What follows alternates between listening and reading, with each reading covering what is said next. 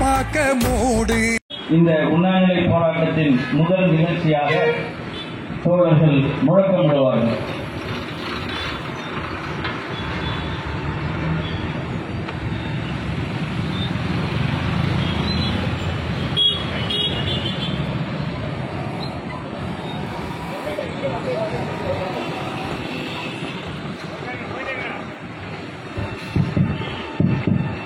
கண்டிக்கின்றோம் கண்டிக்கின்றோம் கண்டிக்கின்றோம் கண்டிக்கின்றோம் கண்டிக்கின்றோம் கண்டிக்கின்றோம் கண்டிக்கின்றோம் கண்டிக்கின்றோம் தமிழக அரசே காவல்துறையே, தமிழக அரசே காவல்துறையே, மது விலக்கு காவல்துறையே, மது விலக்கு காவல்துறையே, மது விலக்கு நிர்வாகத்துறையே மது விலக்கு நிர்வாகத்துறையே வன்மையாக கண்டிக்கின்றோம். உண்மையாக கண்டிக்கின்றோம். கள்ளக்குறிச்சி மாவட்டம் கள்ளக்குறிச்சி மாவட்டம் பேராவூரம் பகுதியிலே கள்ளக்குறிச்சி பகுதியிலே கள்ளச்சாராயம் குடித்துவிட்டு கள்ளச்சாராயம் குடித்துவிட்டு 60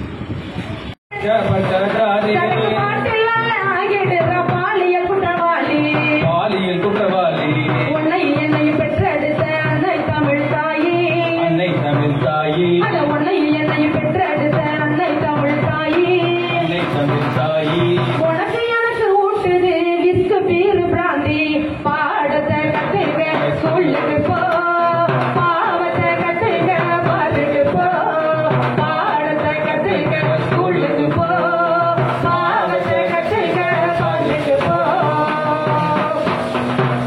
மதுவில வருமானம் அரசுக்கு அவமானம் அரசுக்கு அவமானம் மதுவில வருமானம் அரசுக்கு அவமானம் அரசுக்கு அவமானம் தமிழ் மண்ணுக்கு பெருமை சுயமரியாதை தன்மானம் சுயமரியாதை தன்மானம் குடிக்கிறவன் நடத்திற குடும்பத்தில் நிம்மதி குடிக்கிறவன் நடத்திற குடும்பத்தில் நிம்மதி கெடும் குடும்பத்தில் நிம்மதி கெடும் குடிய நடத்துற கவர்மெண்ட் நேர்மு கேட்டோம் பாடத்தை கத்துக்க ஸ்கூலுக்கு போ பாவத்தை கத்துக்க பாலுக்கு போ பாடத்தை கத்துக்க ஸ்கூலுக்கு போ பாவத்தை கத்துக்க பாருக்கு போ மதுவும் சும்மா போதை இல்லடா போதை இல்லடா மதுவும் சும்மா போதை இல்லடா போதை இல்லடா உன் மனைவிக்கு குத்தோடும் வெள்ள செல்லடா நல்ல செல்லடா உன் மனைவிக்கு குத்திடும் வெள்ள செல்லடா நல்ல செல்லடா இது வழி தவறி இட்டுன்னு போகும் மாயமானடா மாயமானடா அட வழி தவறி இட்டுன்னு போகும் மாயமானடா மாயமானடா நீ மானத்தோட வாழ அதை விட்டு தொலைங்கடா அதை விட்டு தொலைங்கடா பாடத்தை கத்துக்க ஸ்கூலுக்கு போ பாவத்தை கத்துக்க பாட்டுக்கு போ பாடத்தை கத்துக்க ஸ்கூலுக்கு போ பாவத்தை கத்துக்க பாட்டுக்கு போ இது விடியல்லாச்சு பூட்டு டஸ்மாக காட்டி இது விடியல்லாச்சு காட்டு டஸ்மாக பூட்டி இது விடியல்லாச்சு காட்டு டஸ்மாக பூட்டி அந்த வழி நீங்க போய் 50 ரூபாய்க்கு குடிச்சா காசு மிச்சமாகும். 500 ரூபாய் தினக்கூலி வாங்கி 50 ரூபாய்க்கு ஒரு பாக்கெட்டை குடிச்சிட்டு மீதி 450 ரூபாயை வீட்டுக்கு கொடுத்துட்டு போகக்கூடிய தினக்கூலி தொழிலாளர்கள், பெயிண்டர், கொத்தனார், கட்டட தொழிலாளி, லாரியில லோடுமேன், இப்படிதான் செத்து போனவர்கள்ல 60 பேர். நண்பர்களே, இதற்கு நீதி என்பது அந்த குடும்பத்துக்கு 10 லட்சம் கொடுக்கப்பட்டது. அது அரசினுடைய தவறுக்காக கொடுக்கப்பட்டது. அந்த கள்ளச்சாராயத்தை அரசு, கலால்துறையும், காவல்துறையும், வருவாய்த்துறையும் தடுக்காததால் தான் அவர்கள் அதை குடித்தார்கள். குடித்ததால் தான் மரணித்து போனார்கள். அதற்கு அரசு கொடுத்த இழப்பீடு. அந்த குடும்பம் நிற்கதியாக நின்றுவிடக் கூடாது என்பதற்காக கொடுக்கப்பட்ட இழப்பீடு. ஆனா அது நீதியா? நீதி என்பது இந்த தவறு செய்தவர்களுக்கு தண்டனை கொடுக்கப்படணும். 60 பேர் செத்து போனாங்கன்னா தண்டனை கொடுக்கப்படணும். ஒரு ஆக்சிடென்ட் நடக்குது, ஒரு லாரி ஒருத்தரை இடிச்சு இறந்து போயிட்டாருன்னா இன்சூரன்ஸ் கம்பெனியிலிருந்து இழப்பீடு கொடுக்கப்படுது.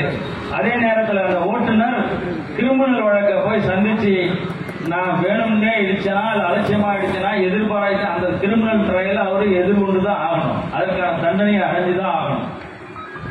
அதுபோல இந்த காவல்துறை அதிகாரிகளுக்கு அப்படி ஒரு தண்டனை வழங்கக்கூடிய சட்டத்தில் இடம் இருக்காம இல்ல. கடந்த வருடம் மரக்காணத்துல 23 பேர் இதே போல விஷசாராய இறந்து போனாங்க. அப்ப அதற்கு விழுப்புரம் மாவட்ட எஸ்பி சஸ்பெண்ட் செய்யப்பட்டார், டிஎஸ்பி இன்ஸ்பெக்டர்லாம் சஸ்பெண்ட் செய்யப்பட்டாங்க. என்னாச்சு? திரும்ப பணிக்கு போனாங்க. அப்ப இந்த பிரச்சனையை தீர்ப்பதற்கு இது ஒரு பக்கம். இன்னொரு புறம் இதற்கு நிரந்தர தீர்வு என்பது நீங்க மதுவிலக்கு அமல்படுத்தி தான் ஆகணும். மதுவிலக்கு சாத்தியமா, முடியுமா? இன்னைக்கு ராத்திரி மதுவிலக்கு கொள்கையில தமிழக அரசு தமிழக முதல்வர் கையெழுத்து போட்டா நாளை காலைல டாஸ்மாகே இருக்காது, போதையே இருக்காது. இப்ப இன்னைக்கு பூரா குடிச்சுக்கிட்டு இருந்தவங்க கை நடுக்கும். நாளைக்கு என்ன செய்யறது, என்ன பண்றது அப்படிங்கிற இப்படித்தான் யோசிக்கிறாங்க. கொரோனாவில் 2 வருஷம் இருந்தோம். எந்த சாராய கடையில் போய் குடிச்சிங்க? கொரோனாவில் 1.5 வருஷத்துக்கு மேல வீட்டுல முடங்கி கிடந்தாங்க. சாராய கடை கிடையாது, சாப்பாடு கூட சரியா கிடையாது. மக்கள் வாழ்ந்தாங்க, இருந்தாங்க. அப்ப முடியாதுங்கிறது நம்ம தேவையை ஒட்டி தான் முடியாதுங்கிறது. முடியாது அப்படின்னு ஒரு விஷயத்த சொல்லிட்டோம்னா, சாத்தியம் இல்லை அப்படின்னு சொன்னோம்னா யாரு பேசுகிறார்? அப்ப மது கடை வேணும், சாராய கடை வேணும்னு சொல்லக்கூடியதுல அரசியல் இருக்கு. அது முதலாளிகளான அரசியல், ஆளும் வர்க்கத்தினுடைய அரசியல். லாபத்தை கொளிக்கக்கூடிய அரசியல், யாருக்காக அரசு நடத்தப்படுகிறதோ அந்த அரசுடைய அரசியல். மது வேண்டாம், குடிபோதை வேண்டாம், சாராயக்கடை வேண்டாம், டாஸ்மாக் வேண்டாம், இது உடல் நலத்துக்கு தீங்கானது, பெண்கள் மீது துன்பம் வருது, சமூகத்தில் குற்றம் பெருகுது, சாலைகள்ல விபத்து அதிகரிக்குது அப்படின்னு இது சாராயக்கடை வேண்டாம்னு சொல்லக்கூடிய அரசியல் பெரும்பான்மையாக உழைக்கும் மக்கள், விவசாயிகள், தொழிலாளிகள். அதை பாருங்க, யாருக்கான அரசியல்? சாராயம் வேண்டாம், போதை வேண்டாம் சொல்லக்கூடியது மக்களுக்கான அரசியல். சாராயக்கடை வேண்டும், அதை ஒழிக்க முடியாது அப்படின்னு சொல்லது பணக்காரர்களுக்கான அரசியல். மக்களை குடிபோதையில் ஆழ்த்தி சிந்திப்பதில் இருந்து அவர்களை தடுத்து அவர்களை மயக்கத்தில் வச்சு நீ என்ன வேணாலும் செஞ்சுக்கலாம் அப்படின்னு நினைக்கக்கூடிய அரசியல். 45,000 கோடி தமிழக அரசுக்கு சாராய பாட்டில் விற்றதன் மூலம் கடனாண்டு வருமானம் 45,000 கோடி. அப்ப விற்றவங்களுக்கு 45,000 கோடி கிடைச்சதுன்னா அந்த சாராய பாட்டில உற்பத்தி பண்ணவனுக்கு எத்தனை ஆயிரம் கோடி கிடைச்சிருக்கும்? நண்பர்களே, நல்லா யோசிச்சு பாருங்க. அப்ப பெரும் ஆலை முதலாளிகள் திமுகவிலும் இருக்காங்க, சாராய முதலாளிகள் அதிமுகவிலும் இருக்காங்க, ஆந்திராவில் இருக்காங்க, கர்நாடகாவில் இருக்காங்க, காங்கிரஸ்ல இருக்காங்க. அப்ப இது சமூகத்திலிருந்து நாம் இந்த பிரச்சனையை பேச வேண்டும், பாதிக்கப்பட்ட மக்களிடமிருந்து நாம் பேச வேண்டும். அப்ப இன்றைக்கு சாத்தியம் இல்லை, முடியாது அப்படின்னு சொல்லக்கூடியவர்கள், அதற்கு ஒரு அரசியல் இருக்கிறது, அதற்கு ஒரு பின்புலம் இருக்கிறது. அப்ப நாம இதை செய்யணும், இதற்காக போராடணும்னு சொல்றது நம்ம அரசியலை நாம பேசுறோம். நண்பர்களே, ஊழலை ஒழிக்கணும்னு சட்டம் இருக்கு, ஊழல் ஒழிப்பு சட்டம், லஞ்ச ஒழிப்பு துறை அதற்காகவே இருக்கு. எந்த அலுவலகத்திலேயாவது இன்றைக்கு லஞ்சம் இல்லாம இருக்கா? கலெக்டர் ஆபீஸா இருக்கட்டும், போலீஸ் ஸ்டேஷனா இருக்கட்டும், இபி ஆபீஸா இருக்கட்டும், விஓ ஆபீஸா இருக்கட்டும், இல்ல கார்பரேஷனா இருக்கட்டும், எங்கேயாவது லஞ்சம் கொடுக்காம வேலை நடக்குதா? லஞ்சம் கொடுக்கறத ஒழிக்க முடியல, அதனால லஞ்சத்தை நாம திறந்த வெளியில கொண்டு வந்துருவோம் அப்படின்னு யாராவது பேச முடியுமா? சொல்லுங்க பாப்போம். அப்ப அதை பிடிச்சு கொடுக்கறதுக்கு ஒரு அதிகாரி இருக்காங்க, லஞ்சம் வாங்கக்கூடாது, சட்டப்படி வாங்கக்கூடாதுன்னு. அதே போல தீண்டாமையை ஒழிப்பதற்கு சட்டம் இருக்கிறது. இன்றைக்கு தீண்டாமை கிராமங்களில் இருக்கு, தனி சுடுகாடு, கோயில் உள்ளார வரக்கூடாது, இந்த மாதிரி காதல் திருமணம் பண்ணா ஆணவ படுகொலை நடக்குது. அப்ப இதை ஒழிக்க முடியல, அப்ப எதுக்கு தீண்டாமை ஒழிப்பு சட்டம் அப்படின்னு பேச முடியுமா? நண்பர்களே, குடிபோதை இல்லாத ஒரு சமூகத்தை நாம் உருவாக்க வேண்டும், அதை நோக்கி நாம் வழிநடத்த வேண்டும் என பேசினால் முடியாது முடியாது என பேசுகிறார்களே, யாருக்காக பேசுகிறார்கள்? மதுவிலக்கு முடியாது, சாத்தியமில்லை என பேசுபவர்கள் யாருக்காக பேசுகிறார்கள்? இதை மட்டும் கேள்வி கேளுங்க. எப்படி முடியாம போயிடும்? கருவறை தீண்டாமையில அனைத்து சாதியினரும் அர்ச்சகர் ஆகணும்னு கிட்டத்தட்ட 50 வருஷமா போராடுறோம். 50 வருஷத்துக்கு மேல போராடுறோம். சட்டம் போட்டோம், தீர்ப்பு வந்துச்சு, மக்கள் போராட்டம் பண்றாங்க, பெரியார் துவங்கிய போராட்டம் இன்று வரை நம்மளால் வெற்றி பெற முடியவில்லை. முழுமையாக விட்டுற முடியுமா? இந்திய அரசியலமைப்பு சட்டத்திலேயே சரத்து 47 ஒரு மாநில அரசுக்கான வழிகாட்டு நெறிமுறைகள்ல நீங்க மதுவை கூட ஒழிக்கணும், படிப்படியா ஒழிக்கணும், விடக்கூடாது அப்படின்னு எழுதியிருக்கிறாங்களே. நீங்க அம்பேத்கர் கொள்கையை ஏற்றுக்கொள்கிறீர்கள், மகாத்மா காந்தியினுடைய கொள்கையை ஏற்றுக்கொள்கிறீர்கள், வள்ளலார், புத்தர், வள்ளுவருடைய கொள்கையை ஏற்றுக்கொள்கிறீர்கள். ஆனால் அந்த மதுவை ஒழிக்கணும் என்று யாராவது பேசினால் நீங்க முடியாதுன்னு சொல்றீங்க, சாத்தியம் இல்லைன்னு சொல்றீங்க. எந்த வகையில் சரியாக இருக்க முடியும்? இப்ப தமிழக முதல்வருக்கு நாங்கள் இந்த போராட்டத்தின் வாயிலாக நேரடியாக கோரிக்கை வைக்கிறோம். நீட் எதிர்ப்பை இன்றைக்கு இந்தியா முழுமைக்கும் அறிவியல் பூர்வமாக, ஆதாரபூர்வமாக நீங்கள் நீட்டு பெரும்பான்மையான ஏழை மாணவர்களுடைய மருத்துவ கல்வி உரிமையை பறிக்கும் அப்படின்னு நிறுவி இருக்கோம். நம்ம நீதியரசர் ஏ.கே. ராஜன் கமிட்டி மூலம் நிறுவி இருக்கோம். எப்படி அது மருத்துவ சுகாதார கட்டமைப்பையே அது பாதிக்கும். சாதாரண மக்கள், சாதாரண மாணவர்கள், கிராமப்புற மாணவர்கள் மருத்துவராக ஆகாவிட்டால் கிராமப்புற மருத்துவ கட்டமைப்பையே அது சிதைத்துவிடும், எதிர்காலம் மிகப்பெரும் பிரச்சனையாகும் என்று ஓர் அணியில் நின்று தமிழகம் நீட் எதிர்ப்புக்காக போராடுகிறது. அந்த நீட்டை எதிர்ப்பை கீழே மக்கள் இயக்கமாக மாற்றுவதற்கு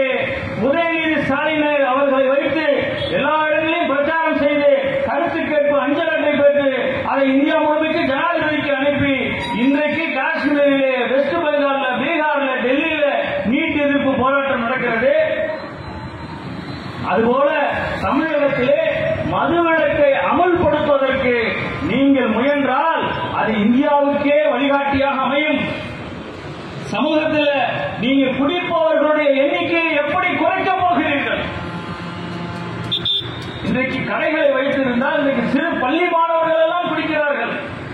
கஞ்சா போதை தலைவிரித்து ஆடுகிறது. அப்ப அதற்கு எதிராக அரசு கொள்கை முடிவெடுத்து அமல்படுத்தி மக்களை அதற்கு எதிராக நீங்க அணி சேர்த்தீங்கன்னா கண்டிப்பா செய்ய முடியாம எப்படி போகும்?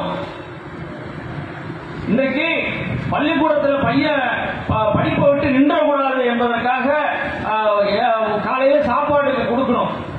தமிழக அரசு காலை உணவு திட்டத்தை கொண்டு வருது. இது பையன் காலையில சாப்பாட்டுக்காக வராம இருந்துடக்கூடாது, அல்லது பசியோட படிச்சிடக்கூடாது. மதிய சாப்பாடு கொடுக்கணும். மதிய சாப்பாடு இல்லைன்றதுக்காக படிக்காம போயிடக்கூடாது. அவனுக்கு நோட்டு புத்தகம் கொடுக்கணும், செருப்பு கொடுக்கணும், பேக் கொடுக்கணும், சைக்கிள் கொடுக்கணும், லேப்டாப் கொடுக்கணும். அவனை எப்படியாவது படிக்க வைக்கணும், எப்படியாவது அவனை ஆளாக்கணும். அந்த அவன் மனிதனை நாகரிகமான மனிதனா மாற்றணும். அவனுக்கு காலேஜ் போனா கூட பெண்கள் தான் படிக்க வைக்கணும், பெண்களுக்கெல்லாம் மாதாந்திர பணம் கொடுக்கணும், அவர்களுக்கு ஸ்காலர்ஷிப் கொடுக்கணும். இப்படி ஒரு சமூகத்தை, அறிவார்ந்த சமூகத்தை உருவாக்குவதற்காக இவ்வளவு திட்டங்களை செயல்படுத்துகின்ற தமிழக முதல்வர் அவர்களே, நீங்கள் உருவாக்கிய, நாம் உருவாக்கிய இந்த இளைய தலைமுறை, இந்த மாணவர் சமுதாயம் டாஸ்மாகிலே வழிமறிக்கப்பட்டு அவர்கள் குடி நோயாளிகளாக, குடிக்கு அடிமையாக, சமூக விரோதிகளாக, பெண்கள் மீது பாலியல் வன்கொடுமை செய்பவர்களாக மாறுகிறார்களே, அதை பற்றி நீங்கள் யோசிக்க வேண்டும். அந்த இடத்துல நீங்க போலீஸை வைத்து ஒழித்து விடலாம்னா கள்ளச்சாராயத்தை ஒழிப்பீங்க, டாஸ்மாக்ல போய் குடிக்கிறவங்க நீங்க எப்படி தடுக்க முடியும்? அப்ப அரசே நீங்க ஒரு அரசு ஊழியர் சொல்றாரு, சார் டாஸ்மாக் மூணுனா கவர்மெண்ட் எம்ப்ளாய்க்கு சம்பளம் போட முடியாது சார் அப்படின்றாங்க. இப்போ ஒரு அரசாங்கம் குடியினுடைய வருமானத்தை வைத்து அரசு நடத்தினால் அந்த அரசு நீதியான அரசா? அது மக்களுக்கான அரசா? மக்கள் நல அரசா? நண்பர்களே, சிந்தித்து பாருங்கள். நம்மளிடம் கையிலே புள்ளி விவரங்கள் எதுவும் கிடையாது.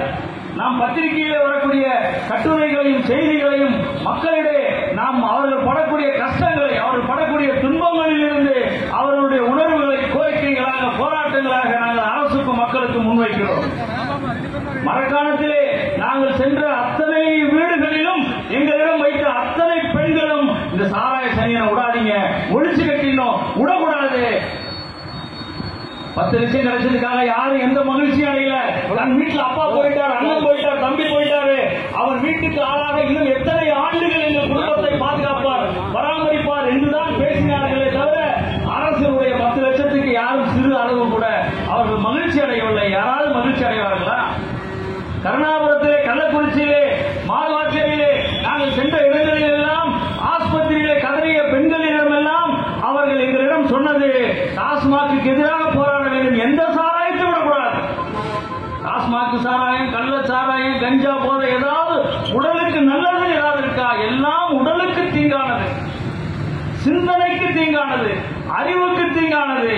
போதை உள்ளே போனால்தான் அவன் மிருகமாக மாற்றப்படுகிறான். அவன் தான் என்ன செய்கிறோம் என்று நாளடைவில் தெரியாமல், தாய் எது, தாரம் எது, பாட்டி எது, ராத்தா எது என தெரியாமல் எத்தகைய பந்தமா செயலுக்கும் அந்த போதைத்தான் அவனை துணிச்சலை கொடுக்கிறது, அவனுக்கு அந்த இடத்துக்கு கொண்டு போகிறது. நூற்றுக்கணக்கான ஆதாரங்களை சொல்ல முடியும் பத்திரிகை செய்திகளிலே.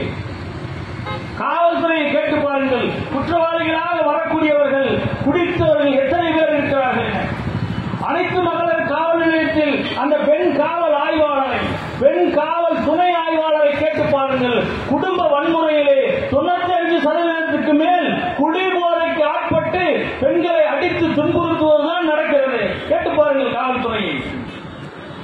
அப்ப இது ஒரு சமூக பிரச்சனை. ஆனால் இதை பாஜக, அதிமுக, பாமக, தேமுதிக போன்ற கட்சிகள் அரசியல் ஆதாயத்திற்காக திசை திருப்புகிறார்கள். முதலமைச்சரை ராஜினாமா செய்ய வேண்டும் என அவர்கள் தங்களுடைய அரசியல் ஆதாயத்தை முன்தருகிறார்கள். ஏன் மதுவிலக்கை அமல்படுத்த வேண்டும் என எடப்பாடி ஏன் கேட்கக்கூடாது? மதுவிலக்கை அமல்படுத்த வேண்டும் என சீமானோ, அன்புமணி ராமதாசோ அல்லது அண்ணாமலையோ ஏன் கேட்கக்கூடாது? அதை கேட்காமல் அவர்கள் ஸ்டாலின் பொறுப்பேற்க வேண்டும், திமுக முதல்வர் பொறுப்பேற்க வேண்டும் என திசை திருப்புகிறார்கள். மக்களுடைய இந்த 60 பேருடைய பிணங்களுடைய அந்த உயிர் பலியை, அந்த அரசியல் ஆதாயத்தை இவர்கள் மடைமாற்ற பார்க்கிறார்கள்.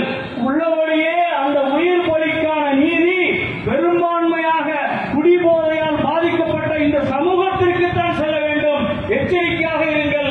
என் கணவன் குடித்ததால் நான் இன்றைக்கு பறி கொடுத்து விட்டு விதவையாக நிற்கிறேன், 2 குழந்தைகளை வைத்துக் கொண்டு என்ன செய்வது நான் நினைக்கிறேன் என்று மொத்த சமூகத்திற்கு, மக்களுக்கு எச்சரிக்கை விதமாக சாராயத்தை ஒழிக்க நாங்கள் போராட தவறிவிட்டோம். நீங்கள் போராடாவிட்டால் நாளைக்கு உங்கள் மகனை இழந்து, உங்கள் கணவனை இழந்து, உங்கள் உற்றார் உறவினை இழந்து நடுத்தருவிலே எங்களை போல் நிற்கக்கூடிய அவல நிலை ஏற்படும் என 60 பேர் விஷ சாராயத்திற்கு உயிர் பலியாகி இந்த சமூகத்தை எச்சரித்திருக்கிறார்கள். அவர்களுடைய உயிர் பலிக்கான நீதி இந்த மக்களுக்கு தான் கிடைக்க வேண்டுமே தவிர எதிர்க்கட்சிகள் தங்களுடைய குறுகிய அரசியல் ஆதாயத்துக்கு, அருவருப்பான அரசியலுக்கு பயன்படுத்த அனுமதிக்க கூடாது என்பதற்காகத்தான் இந்த உண்ணாநிலை போராட்டத்தை மக்கள் அதிகாரம் முன்னெடுத்திருக்கிறது. நண்பர்களே, சாராயத்துல நீங்க கள்ள சாராயம், நல்ல சாராயம் எல்லாமே கெடுதல்கள் எல்லாருமே சொல்றாங்க. அது யாரும் உடலுக்கு நல்லதுன்னு யாரும் சொல்ல முடியாது. அப்ப கெட்டதுன்னு தெரிஞ்ச பிறகு அதை கைவிடணும், அதை மூடணும்னு சொல்றதுக்கு ஏன் தயங்குகிறீங்க? ஏன் தயங்குறீங்க? நீங்க ஏன் தயங்குறீங்க? நாங்கள் பல பேரோட இந்த பிரசுரத்தை கொடுத்து பேசுறோம்.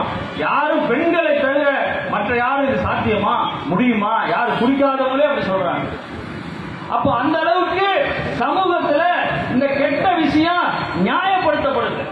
இப்ப நீங்க வீட்டுல கூட்டிட்டு வந்து 4 பேரை கூட்டு வந்து வீட்டுல குடிச்சா ஒத்துப்பீங்களா? நீங்க எதுக்கு அங்க போய் வாங்கிட்டு போய் குடிக்கிறாங்க? அப்ப சமூகத்துல இந்த குடி போதை என்பது பிரச்சனை இல்லை, அது தப்பு இல்லை, அது ஒழிக்க முடியாது. அப்ப திருட்டை ஒழிக்க முடியாது, ஆக்சிடென்ட் ஒழிக்க முடியாது, ஊழலை ஒழிக்க முடியாது, தீண்டாமை ஒழிக்க முடியாது, பெண்கள் மீதான பாலியல் வன்முறை ஒழிக்க முடியாது. இப்படி போயிட்டே இருக்க முடியுமா? எது தவறோ அதை எதிர்த்து போராடுவதுதான் ஒரு இயக்கத்துடைய கடமை, ஒரு அரசியல் தலைவர்களுடைய பொறுப்பு. நண்பர்களே, இதற்கு ஒன்றும் பெரிய காரியம்லாம் தேவையில்லை. மொத்த இந்தியாவும் செய்யணும்னா தமிழகம் செய்து காட்டணும்.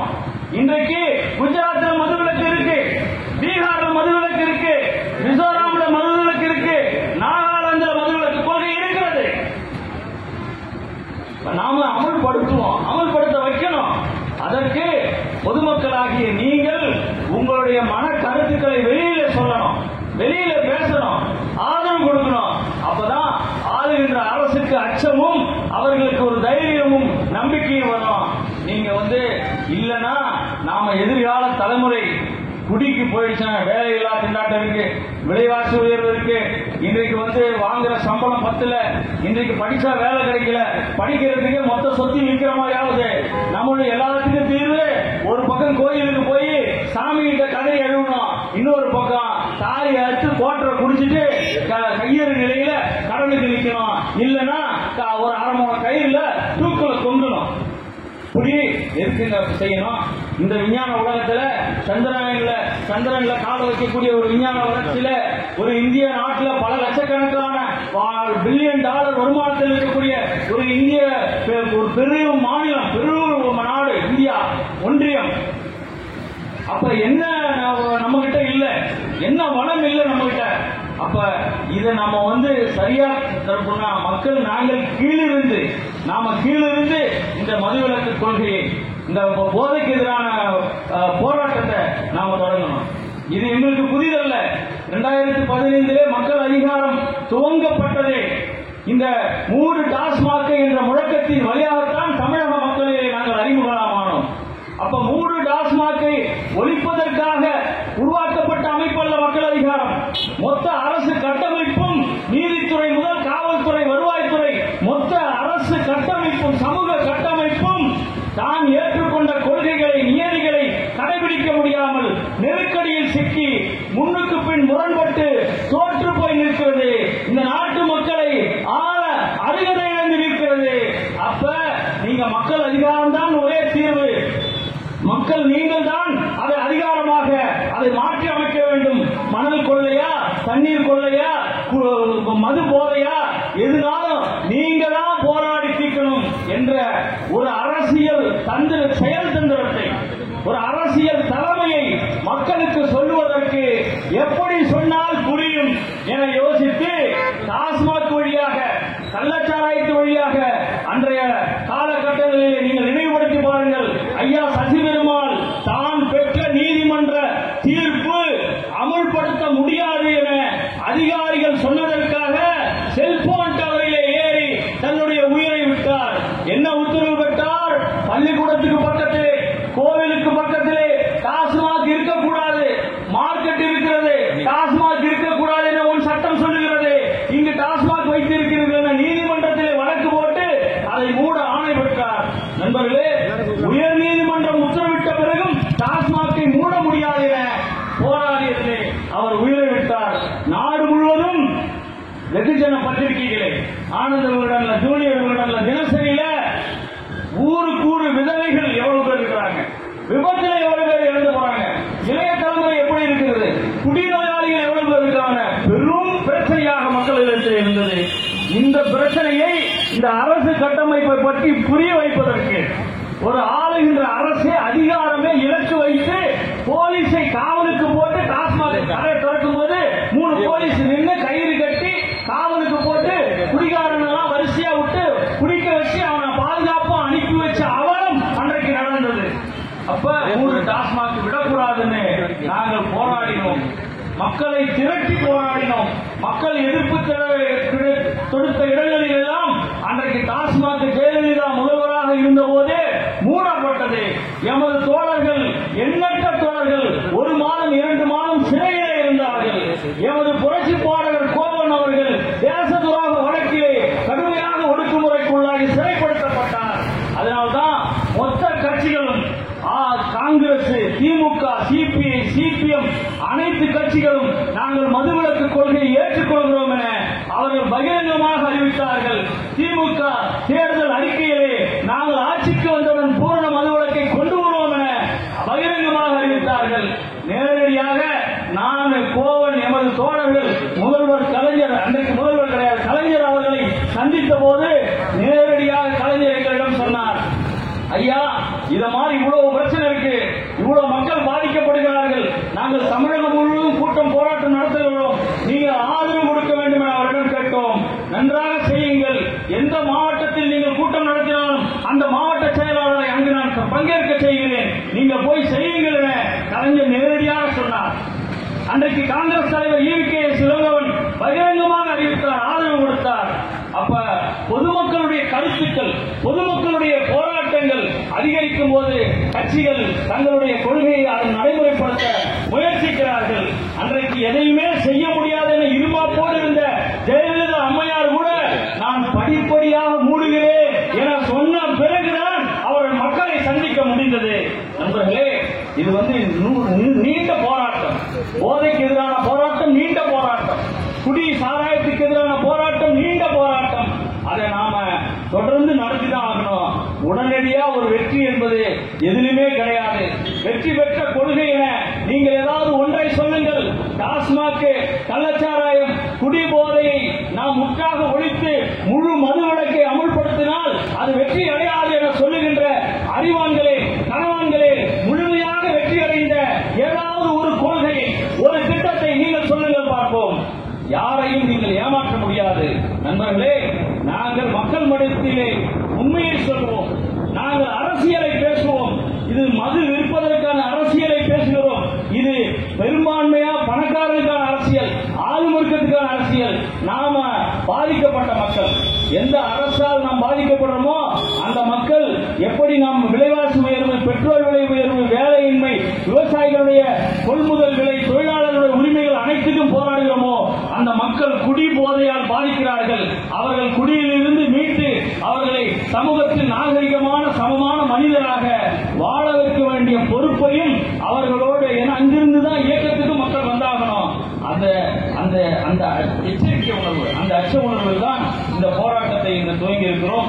நீங்கள் தொடர்ந்து ஆதரவளிக்க வேண்டும், நீங்கள் இந்த போராட்டத்திலே பங்கேற்க வேண்டும் என கேட்டுக்கொண்டு என்னுடைய தலைமை உரையை இதோடு நிறைவு செய்கிறேன். நன்றி, வணக்கம்.